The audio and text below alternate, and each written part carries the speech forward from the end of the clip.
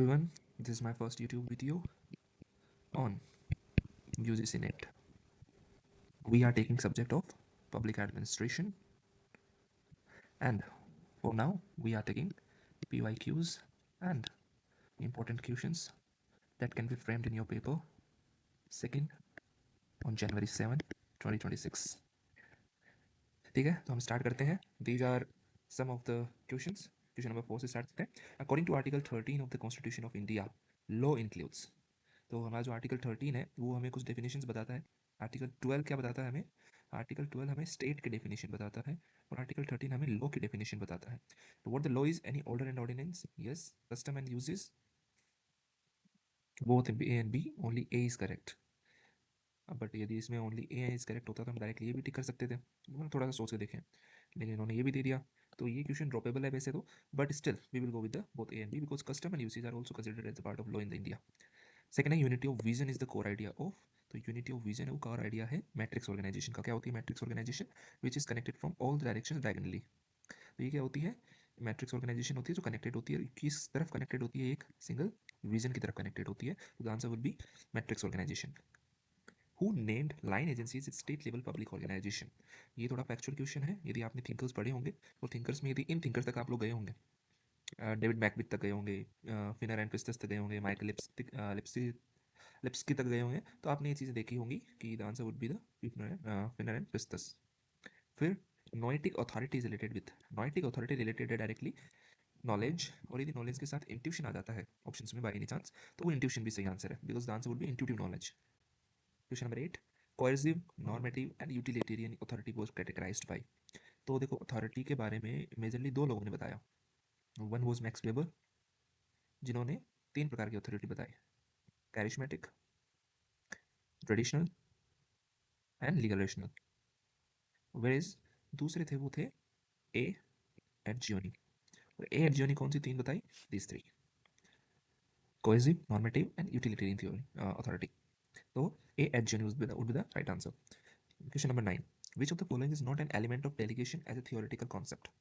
तो इनमें से डेलीगेशन का कॉन्सेप्ट कौन एलिमेंट नहीं है वो बताना है. तो डेलीगेशन में हम चीज़ देखते हैं कि जब हम कोई काम डेलीगेट करते हैं तो वो डेलीगेट उस डेलीगेशन के साथ अथॉरिटी भी डेलीगेट होती है, उस डेलीगेशन के साथ रिस्पॉन्सिबिलिटी भी डेलीगेट होती है, और उस डेलीगेशन के साथ फंक्शंस भी डेलीगेट होते हैं, जो वो काम होते हैं वो. But the group of people is not delegated, है ना, क्योंकि एक इंडिविजुअल को वो एक पावर डेलीगेट की जाती है. तो the answer would be group of people. Question number 10, which option is mismatched. इसमें से मिसमैच कौन सा है? तो टेरी ने tree organiser leader, yes it is right answer.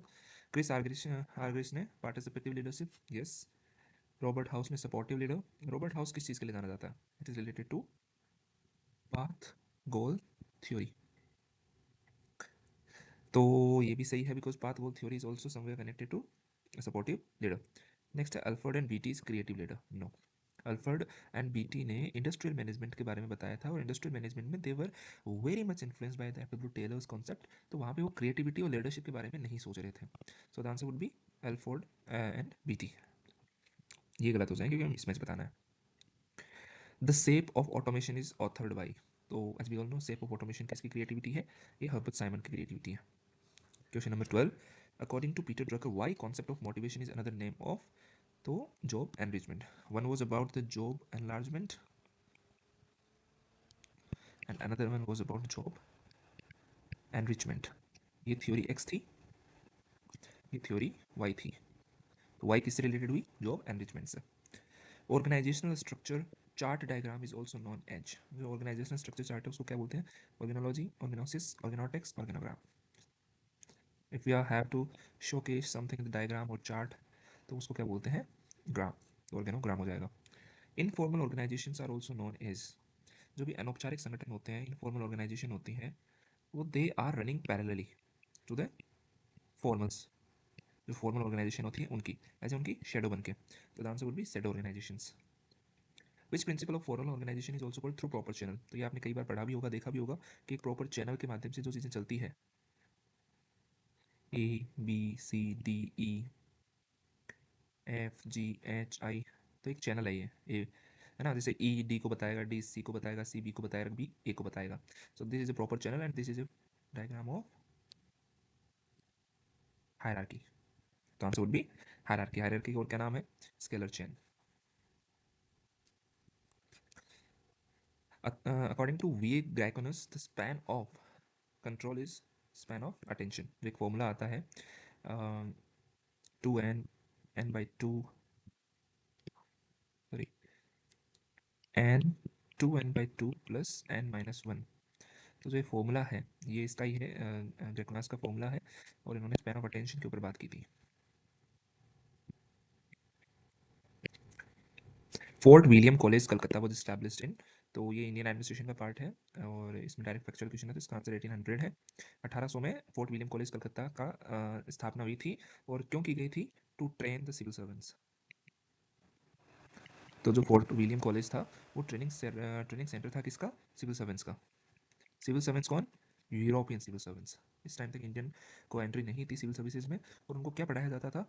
उनको इंडियन लॉज के बारे में, कल्चर के बारे में, ट्रेडिशंस के बारे में, हिस्ट्री के बारे में, इनके बारे में पढ़ाया जाता था, ताकि इनकी जो एडमिनिस्ट्रेटिव एफिशिएंसी है वो बूस्टअप हो। Who was the first chancellor of chamber of princess? जो चैम्बर ऑफ प्रिंसेस है, तो चैम्बर ऑफ प्रिंसेस को क्या बोलते थे हम, और क्या बोलते हैं? It is known as Narendra Mandal. तो नरेंद्र मंडल का जो फर्स्ट चांसलर थे वो कौन थे? ही वॉज महाराजा गंगा सिंह। चलो फर्स्ट तो बता दिया, सेकंड कौन थे वो आप कमेंट सेक्शन में बताइए मुझे। First notification in official gazette of India was published on. तो जो ऑफिशियल गैजेट ऑफ इंडिया है उसका पहला नोटिफिकेशन कब पब्लिश होता है? देखो, जो गैजेट ऑफ इंडिया है उसकी जर्नी भी मेजरली 3 पार्ट में रही है। एक रही है 17 to 18 सेंचुरी में, फिर दूसरी रही है वो 18 सेंचुरी से 1947 तक, और जो तीसरी है वो चल रही है अब 1947 से लेकर प्रेजेंट तक। तो ये 3 फेजेस में इसकी जर्नी रही है, और जो फर्स्ट नोटिफिकेशन आया था वो आया था 1864 में, इस जर्नी के स्टार्टिंग फेज में। So the correct answer would be 18 January 1864। Question number 20, which of the following statement regarding president of India is incorrect? Incorrect बताना है। तो V V Giri was elected by counting of second preference vote. देखो इसका मैं एक trick बताऊंगा तुम्हें, जो आपकी कई सारे एग्जाम्स में अप्लाई होती है। Bhairav Singh Shekhawat was the only former vice president who lost president elections. So far doctor Rajendra Prasad was the election of president with highest margin of votes.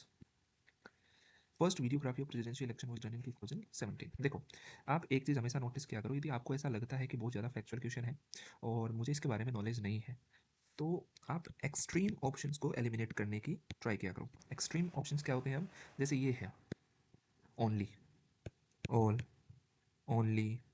तो जो ये वाले जो स्टेटमेंट्स होते हैं, जो इनमें वर्ड जैसे ऐसे वर्ड्स आ जाते हैं, तो उनको बोलते हैं हम एक्सट्रीम स्टेटमेंट्स, है ना? तो ऐसे स्टेटमेंट्स में 80 to 85% चांसेस रहते हैं कि ये ऑप्शंस गलत होंगे। तो इसका जो गलत है वो आंसर भी, जो क्वेश्चन आंसर सीट है उसमें भी बी दिया है, तो answer would be Bhairon Singh Shekhawat was the only former vice president who lost presidential elections. बाकी सारे सही हैं।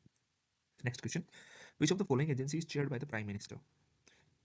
Ganga river authority, it is the right answer. National NDMA obviously prime minister ही करते हैं। Island development authority prime minister ही करते हैं, तो answer would be all of the above. First chief of रो, रो क्या है? It's an intelligence agency of India.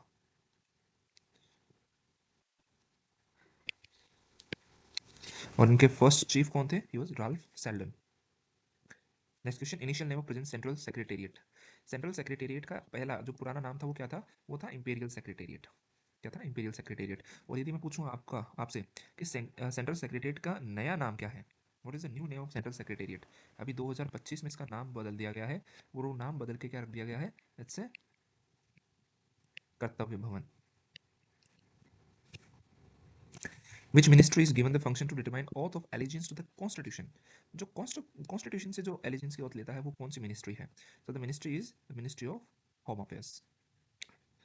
Next question, from which budget the bifurcation of plan and non plan expenditure was discontinued? Discontinued बताना है, तो वो कौन सा budget year था? That was the financial year 2017-18। अब इसमें 2 क्वेश्चन और बनते हैं। वो क्वेश्चन क्या है? पहली बात तो किसकी रिकमेंडेशंस ये किया गया था? तो he was C Rangarajan committee. C Rangarajan committee थी जिनकी रिकमेंडेशन से ये जो plan and non plan expenditure था उसका बाइफर्केशन को डिसकंटिन्यूड किया गया था। दूसरा क्वेश्चन बनता है, तो यदि इनको डिसकंटिन्यूड कर दिया गया तो फिर बाइफर्केशन हुआ किस चीज़ पर? तो वो हुआ फिर कैपिटल एंड रेवेन्यू एक्सपेंडिचर।